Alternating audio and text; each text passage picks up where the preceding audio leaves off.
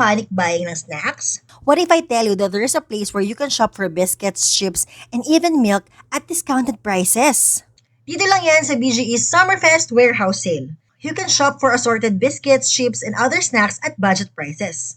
Nag-panic buying nga si Audie sa mga snacks niya. Meron din palang canned goods and cooking oil at lower prices din. If pwede din ang bags, beauty supplies, and various collectibles, meron din yan. Look at these markers. 60 lang yung small bag and 120 pesos lang yung bigger bag with more colors inside.